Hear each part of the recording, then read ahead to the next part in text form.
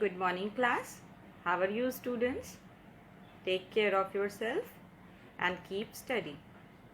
So, in previous video, we are doing basically chapter 3, the meeting life challenges, in which we had covered so many topics, and in previous video we had covered the coping with stress, basically in which we had doing the strategies, the coping strategies. Okay, though given by Parker, which is task oriented strategies, emotion oriented strategies, and avoidance oriented strategies. That's mean the Adler and the Parker given three type of coping strategies: the task oriented, emotion oriented, and avoidance oriented. Okay, and the Lazarus and Folkman given two type of strategies: the problem focused or the emotion focused. Okay, so this is about previous video. In this video we had start from the stress management techniques, how the stress can be managed through different techniques. So here are some techniques: relaxation technique, meditation technique, biofeedback, creative visualization, and cognitive behavioral therapy and exercise. These are the techniques which are very useful for management with anxiety. I think ये सारे नाम जो हैं आप familiar हो, basic information आपको ज़रूर होगी इन सारी टेक्निक की, specially meditation, exercise and cognitive behavioural therapy. ये सारे टर्म्स आपने ऑलरेडी सुन रखे हैं, सो लिटिल बिट आइडिया होगा, तो it is actually very easy topic. So basically, stress is a silent killer. It is estimated to play a significant role in physical illnesses and diseases. Hypertension, heart disease, ulcer, diabetes, and even cancer are linked to stress. So due to lifestyle changes, stress is on the increase. Therefore, schools, other institutions, offices, and communities are concerned about knowing techniques to manage stress. Some of these techniques are here in this section, which we will discuss one by one. So first of all, relaxation technique. Relaxation, that's mean a person जिसको हम एक काम की, एक peaceful mind की state में लाते हैं, relax position में उसे लाते हैं, मेंटली वो रिलैक्स्ड होता है, physically and mentally. Okay, so it is an active skill that reduce symptoms of stress and decrease the incidence of illnesses such as high blood pressure and heart diseases. Usually, relaxation start from the lower part of the body and progress up to the facial muscles in such a way that the whole body is relaxed. Deep breathing is used along with muscles relaxation to calm the mind and relax the body. ठीक है, जहाँ पे हम deep breathing करते हैं for physical relaxation and at the same time हम muscular relaxation भी use करते हैं. So this combination is basically calm down our mind and our body also. Okay, so this is the technique, relaxation technique, in which basically हम lower part of body से start करते हैं, एक एक muscles पे हम कॉन्सेंट्रेट करते हैं एंड डीप ब्रीथिंग होती है इंक्रीजिंग ऑर्डर में और डिक्रीजिंग ऑर्डर में, मतलब इनहेल एक्सेल होता है थोड़ा सा टाइम पीरियड के साथ, और वहाँ पे हम नीचे लोअर साइड के मसल से टो की मसल्स को स्टार्ट करके वहाँ से हम स्टार्ट करते हैं. So that's mean lower portion की टो की मसल्स को हम वहाँ पे कंस्ट्रैक्ट करते हैं, उसके बाद उसे छोड़ते हैं और इसके बेसिस पे हम एक एक बॉडी पार्ट इंक्रीज करते जाते हैं और फेशियल मसल्स तक लाते हैं. So this is the procedure of relaxation technique. Now our second technique is meditation procedure. Meditation that mean एक ऐसा पोस्चर, एक ऐसा पोस्चर ही कह सकते हैं जिसके बेसिस पे हम इंटरनली अपनी सोल को फील करते हैं. Okay, the yogic method of meditation consists of a sequence of learned techniques for refocusing of attention that brings about an earliest state of consciousness. So it involves such a through concentration that the meditation become unaware of any outside stimulation and reaches a different state of consciousness. So through the process of meditation हम basically different levels of consciousness को feel करते हैं, अपना concentration level increase करते हैं, attention focusing में जो problems आती हैं उन्हें इंक्रीज़ करते हैं. Okay, so our third technique is creative visualization.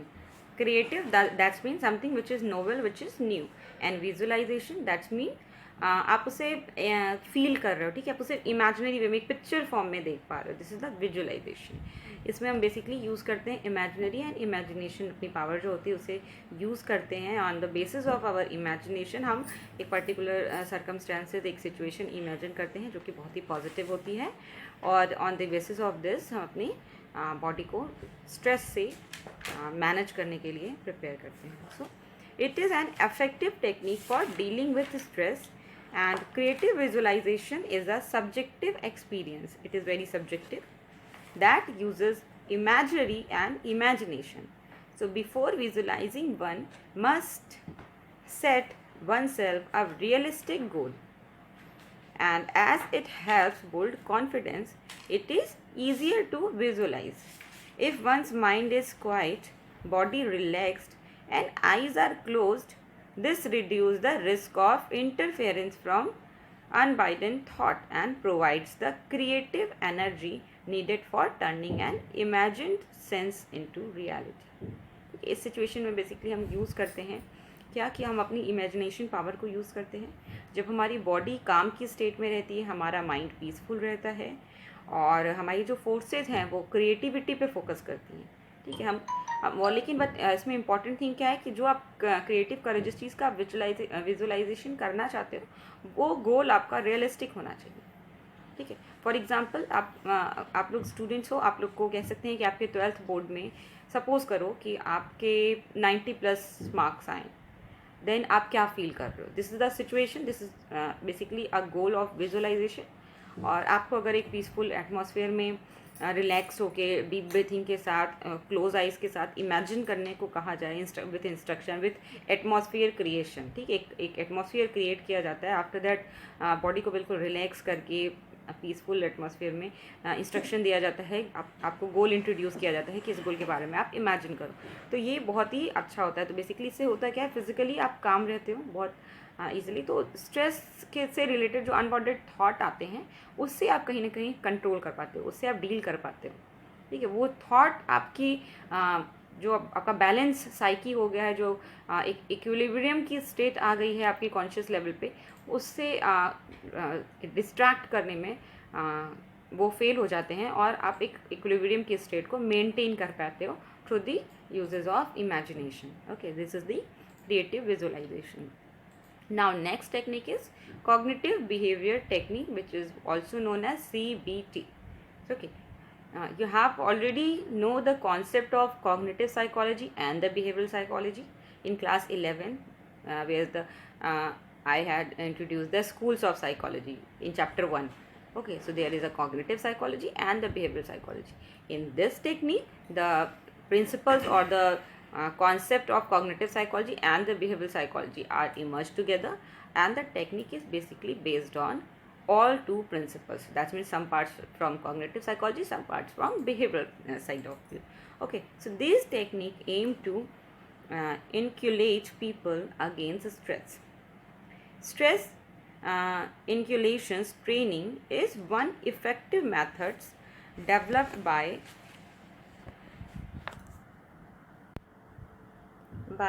Mersenne, and the essence of this approach is to replace negative and irrational thought with positive and rational ones.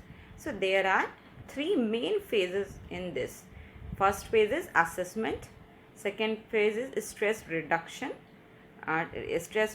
techniques, and application and follow through. Okay, so assessment involves discussing the nature of the problem and seeing it from the viewpoint of the person's client's. Stress reduction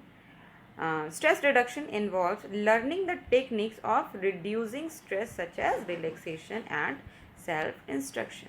ठीक है। So first phase में हम इसमें क्या करते हैं, assessment करते हैं कि जो इंडिविजुअल है उसका क्या कॉन्सेप्ट है, क्या थॉट्स हैं जिसके बेसिस पे वो स्ट्रेस फील कर रहा है।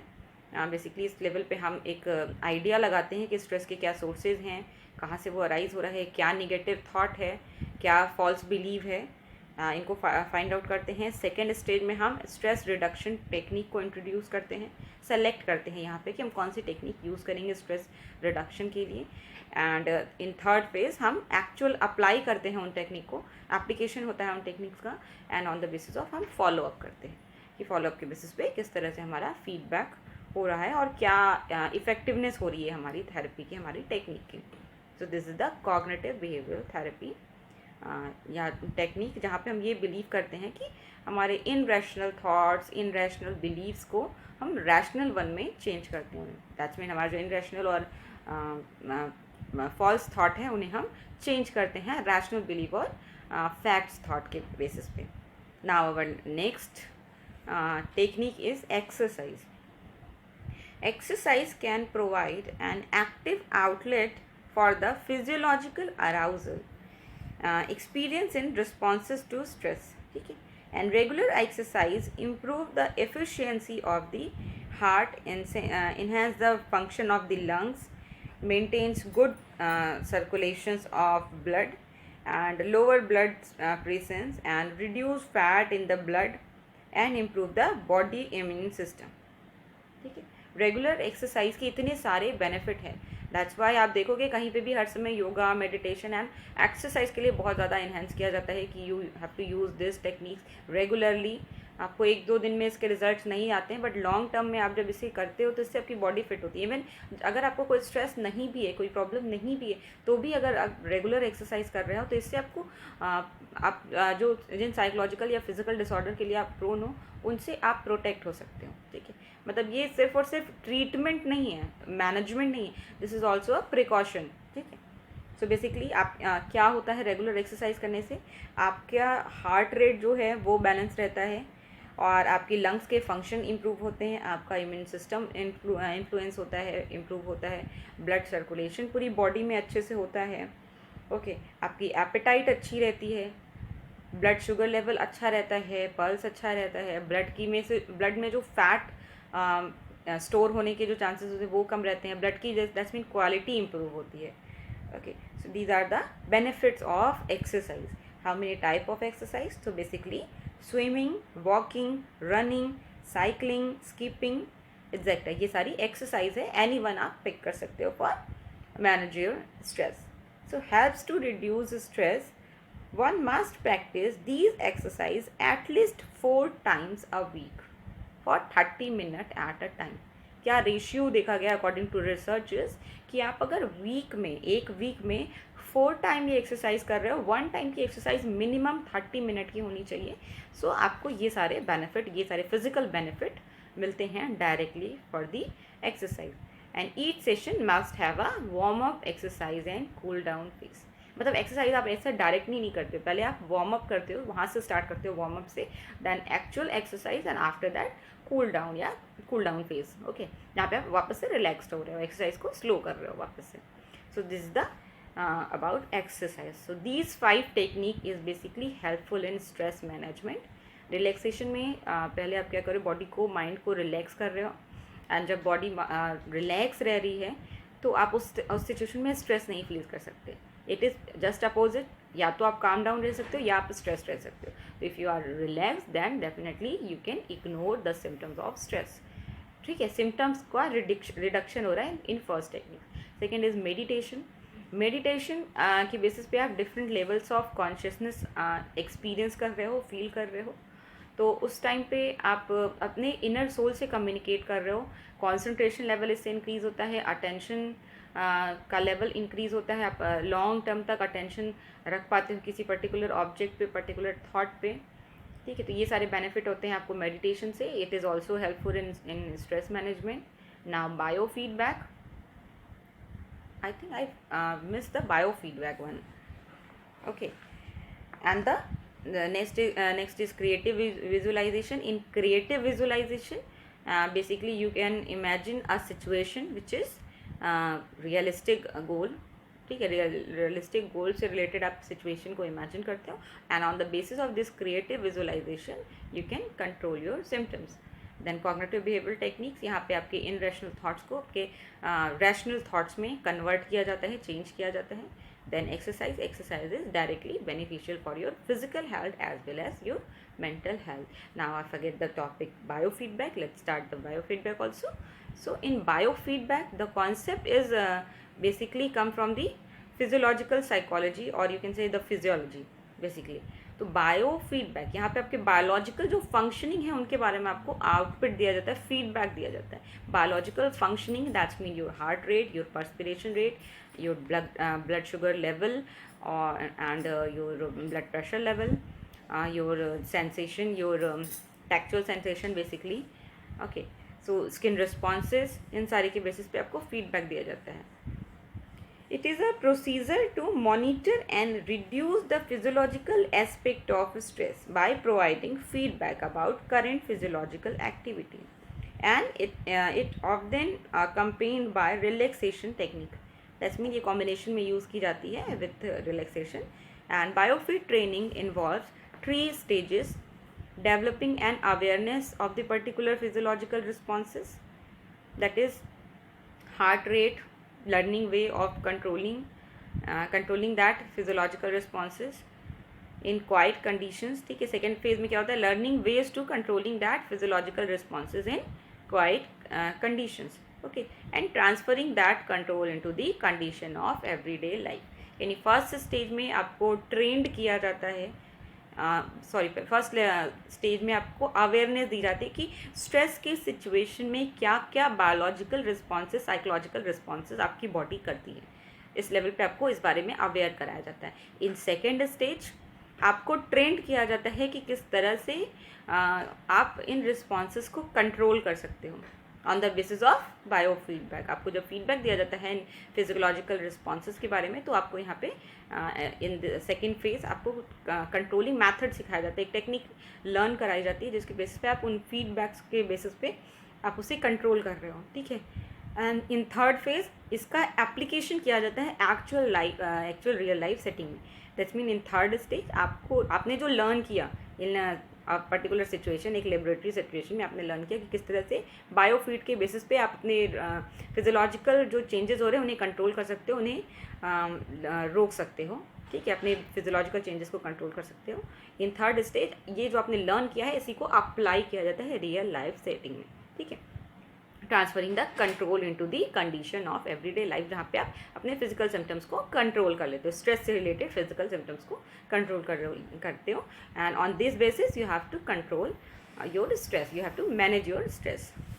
So this is all about the techniques: relaxation, meditation, biofeedback, creative visualization, cognitive behavior technique, and the exercise. These are all the stress management techniques. Now move to our next topic, which is promoting positive health and well-being. This is the second part of the chapter third. Chapter third is basically divided in 2 sections. First section describe the stress related concept, the causes of stress, sources of stress, types of stress, coping strategies, management techniques, all the parts of related to stress.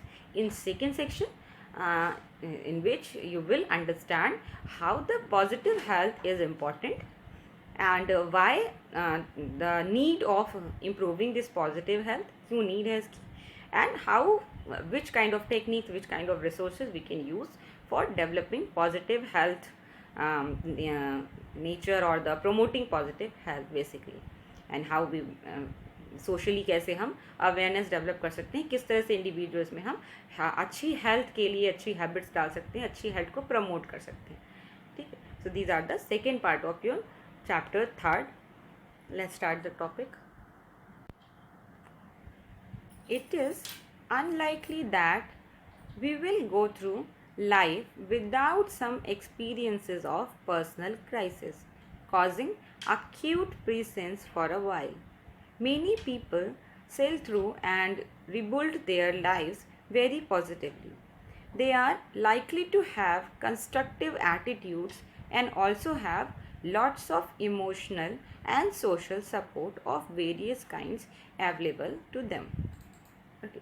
When we find ways of managing these pressures and can use the energy to create something positive out of this situation, then we will have learned to survive healthy, and this will leave us more stress fit for future crisis. So it is like being immunized against the danger of unhealthy stress.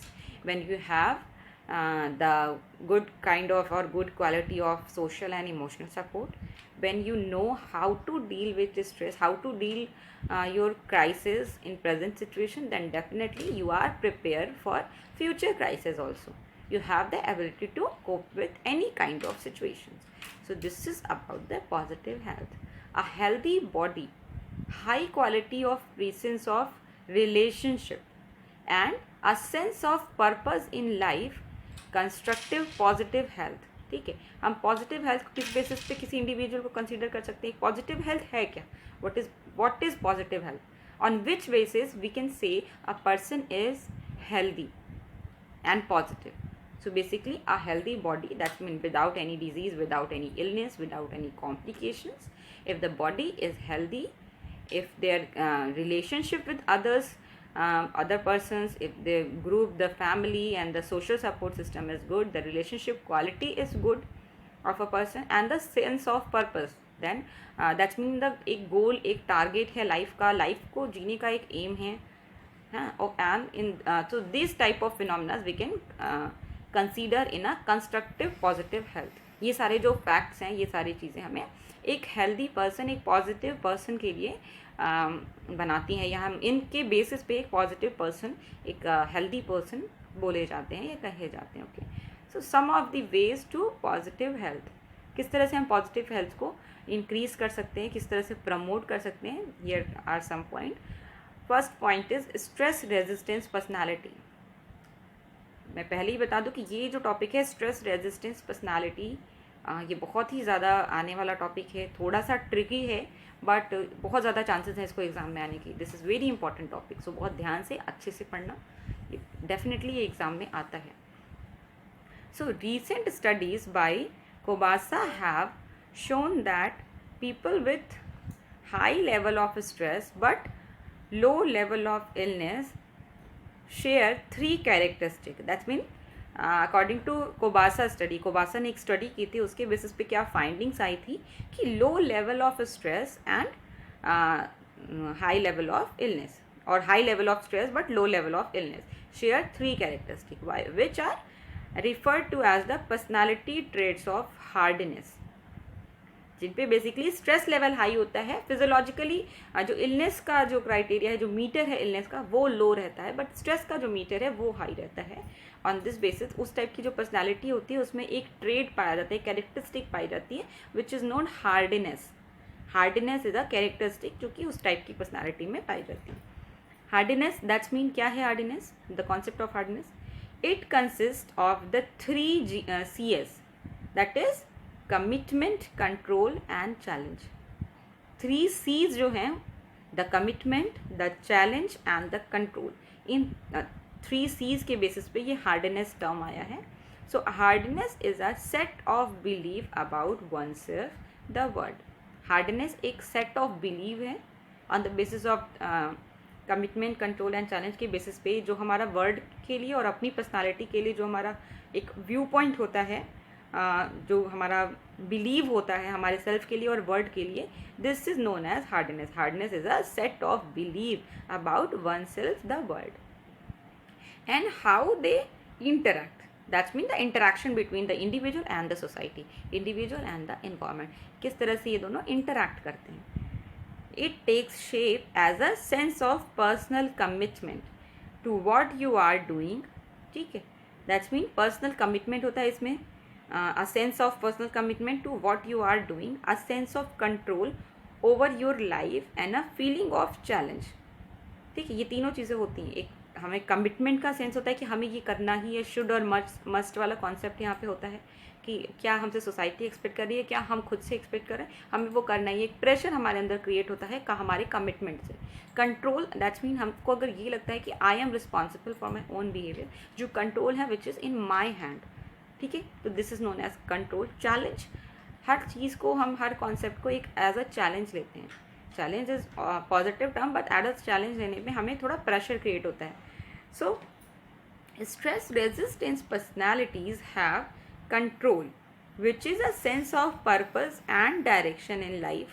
ठीक है, control that's mean आपको एक sense of purpose है और direction in life है। That's mean आपका गोल है, आपका एम है लाइफ को लेके, एक डायरेक्शन है जिस डायरेक्शन में आपका बिहेवियर जा रहा है, आप अपने मोटिव्स, अपनी नीड्स को फुलफिल करने के लिए एक रूट आपके पास है, एक वे है जिसके थ्रू आप अपने गोल्स को अचीव कर रहे हो। This sense is known as control of life. Okay, and commitment that's mean commitment to work, family, hobbies and social life. आपका जो कमिटमेंट है अपने आप को, अपने आप के लिए, अपनी फैमिली के लिए, अपनी लाइफ के लिए, अपने सोशल सपोर्ट के लिए, अपनी हॉबीज़ के लिए, this is your commitment. And challenge that is the sense they see changes in life as normal and positive rather than a threat. Challenge that's mean एक पॉजिटिव एटीट्यूड जिसके through आप life में जो changes हो रहे हैं, जो भी चेंजेस हो रहे हैं, आप उसे एक थ्रेड की तरह परसीव ना करके एक मतलब नॉर्मल मैनर में, आप इसे पॉजिटिव वे में नॉर्मल चेंजेस की तरह आप इसे परसीव करते हो, आप इसे कंसीडर करते हो एक पॉजिटिव चेंजेस के थ्रू में। दैट्स मीन आपका जो एटीट्यूड होता है वो पॉजिटिव होता है रादर दैन नेगेटिव। आप इन्हें एक चैलेंज की तरह एक्सेप्ट करते हो लाइफ में जो भी चेंजेस हो रहे हैं, ना कि इसे एक डेंजरस, एक थ्रेड और एक fearful situation की तरह। So everyone does not have these characteristics. Many of us have to relearn specific life skills in areas such as rational thinking and assertiveness to equip ourselves better to cope with the demand of everyday life. That's mean stress resistance personality क्या होती है? एक ऐसी personality जिसमें hardness की characteristic होती है। Hardness that's mean the 3C, commitment, control and challenge. That's mean जो अपने लाइफ के लिए कमिटमेंट है उनका, ठीक है, दैट्स मीन उनकी फैमिली के लिए, अपनी रिस्पॉन्सिबिलिटीज़ के लिए, अपनी हॉबीज़ के लिए उनका कमिटमेंट है, वो अपने कमिटमेंट को फुलफिल करते हैं। कंट्रोल दैट्स मीन अपने वर्क प्लेस में, अपने क्या कह सकते हैं, उनकी जो पर्पस है उसको वो फुलफ़िल करते हैं। एक गोल है, एक डायरेक्शन है जिसमें वो मूव करते हैं। This is the concept of control. And third one is challenge, जहाँ पे आप वो हर सिचुएशन को पॉजिटिव वे से परसीव करते हैं, पॉजिटिव एटीट्यूड लेके परसीव करते हैं, उसमें पैनिक नहीं होता। This personality is known as stress resistance personality. That's mean ऐसी कैरेक्टरिस्टिक, ऐसी ग्रुप ऑफ ट्रेट्स पर्सनालिटी में जिसके बेसिस पे हम स्ट्रेस को बहुत कम फील करते हैं। रेजिस्टेंस का मतलब होता है एक बैरियर, एक ऐसा पॉइंट जहाँ पे हम बाहर की आने वाली चीज़ों को एंटर नहीं कर देते थे। आप लोग चाय बनाते हो कि चाय की हम लोग छन्नी यूज़ करते हैं। द छन्नी दैट्स मीन जो चाय पत्ती है वो वहीं रह जाती है और चाय नीचे आती है। This is known as the concept of resistance. जो पुरानी चीज़ें, जो बेकार चीज़ें हैं, जो वेस्ट मटेरियल है, वो वहीं पे ब्लॉक हो जाएगा और जो गुड क्वालिटीज़ होंगी वो एंटर कर जाएंगी। This is the stress resistance personality. Stress को आप छन्नी लगा के, एक ब्लॉक लगा के रेजिस्टेंस कर रहे हो। स्ट्रेस बाहर रह जा रहा है आपकी पर्सनैलिटी में, अंदर नहीं आ पा रहा है। आप स्ट्रेस को अंदर एंट्री ही नहीं दे रहे हो, नो एंट्री वाला बोर्ड लगा दे रहे हो बाहर। This is known as stress resistance personality. ठीक है, क्या इसका कॉन्सेप्ट आपको समझ में आ गया? पॉजिटिव हेल्थ एंड वेलबींग के लिए सबसे ज़्यादा इंपॉर्टेंट क्या है? Stress resistance personality. वो क्या है? एक ऐसी पर्सनैलिटी कैरेक्टरिस्टिक जिसमें हार्डनेस की कैरेक्टरिस्टिक है और उसके 3 कंपोनेंट हैं। वो क्या क्या है, उनका फुल कॉन्सेप्ट क्या क्या है वो, और इसके बेसिस पे हमारा पूरा कॉन्सेप्ट है द स्ट्रेस रेजिस्टेंस पर्सनैलिटी। एक ऐसी पर्सनैलिटी जो स्ट्रेस के लिए रेजिस्टेंस है। Now everyone does not have these characteristics. सबके पास तो ये पर्सनालिटी नहीं होती है भाई। तभी कुछ पीपल्स जो होते हैं वो बहुत ज़्यादा प्रोन होते हैं स्ट्रेस के लिए। कुछ स्टूडेंट या कुछ इंडिविजुअल्स ऐसे हैं जो बहुत ज़्यादा स्ट्रेस लेते हैं, जबकि एक ही फैमिली में, एक ही सर्कमस्टेंसेस से, एक ही कल्चर में कुछ ऐसे इंडिविजुअल होते हैं जो बहुत ज़्यादा स्ट्रेस लेते हैं, क्योंकि उनके पर्सनालिटी में वो कैरेक्टरिस्टिक नहीं होती जो स्ट्रेस रेजिस्टेंस पर्सनालिटी में होती है। So many of us have to relearn. हमें वापस से लर्न करने की ज़रूरत है क्या? Specific life skills in areas such as rational thinking and assertiveness to equip ourselves better to cope with the demand of everyday life। ठीक है, हम सबको क्या ज़रूरत है? एक रीलर्न करने की ज़रूरत है। हम on the basis of relearning हमारी जो थिंकिंग है वो रैशनल होगी, और हम जो डिमांड है हमारी सोसाइटी की, हमारी इन्वायरमेंट की, उससे इफ़ेक्टिवली कोप अप कर पाएंगे। So let's look at the concept of life skill and assertiveness and time management, rational thinking. These are the point basically जिसके बेसिस पे हम अदर इंडिविजुअल्स को कैपेबल बना सकते हैं, पॉजिटिव हेल्थ को इम्प्रूव कर सकते हैं, इंक्रीज कर सकते हैं, प्रमोट कर सकते हैं. So first of all life skill क्या होती है? Life skill are abilities for adaptive and positive behavior that enables individuals to deal effectively with the demand and challenges of everyday life. That's mean life skill ऐसी abilities है, ऐसे adaptive positive behavior है जिसके basis पे हम individual को prepare करते हैं जो डिमांड है हमारी इन्वायरमेंट से, एवरीडे लाइफ से जो चैलेंजेस जो डिमांड आ रही है उससे डील करने के लिए इंडिविजुअल्स को अडेप्टिव बनाते हैं और उसे कैपेबल बनाते हैं, उसकी एबिलिटीज़ को इन्हेंस करते हैं. So this is the concept of life skill. Our abilities to cope demand on how well we are prepare to deal with and counter balance every day demand. ठीक है, that mean हम किस तरह से well prepare है, हमारी preparation किस level की है जिसके बेसिस पे हम काउंटर बैलेंस कर पाएंगे जो डेली लाइफ से चैलेंज हमें मिल रहा है और जो डेली लाइफ की डिमांड है, एवरीडे लाइफ की जो डिमांड है उससे हम कैसे काउंटर बैलेंस कर पाएँ and keep equilibrium in our life. किस तरह से हम अपना इक्विलिब्रियम होम्योस्टैसिस मेंटेन कर पाएँ. So these life skills can be learn and even improve upon. ऐसा नहीं है कि हम अपने बर्थ के साथ ही इन बॉर्न ये सारी टेक्निक्स, ये सारी एबिलिटीज़ लर्न करके आते हैं.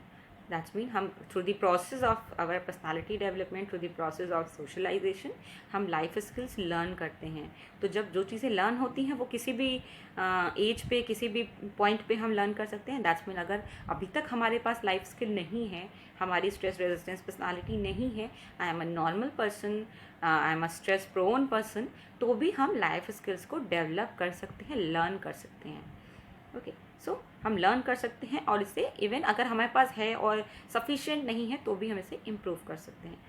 Assertiveness, time management, rational thinking, improving relationship, self care and overcoming unhelpful habits such as perfectionism and procrastinations etc. are some life skills that will help to meet the challenges of life.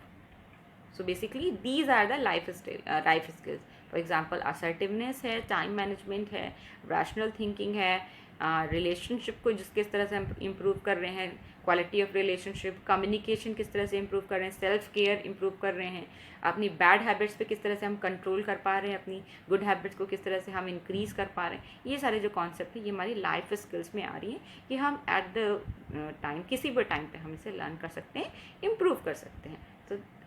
तो life skill के section में पहला point हमारा है assertive. ठीक है, assertiveness, time management, rational thinking, relationship, self care, overcoming unhelpful habit and improving positive health, diet है, exercise, so many things in this section which we will cover in our next video. Here also a very important topic, resilience and health, which is also very important from exam point of view, which we will discuss in our next video. Okay class, thank you.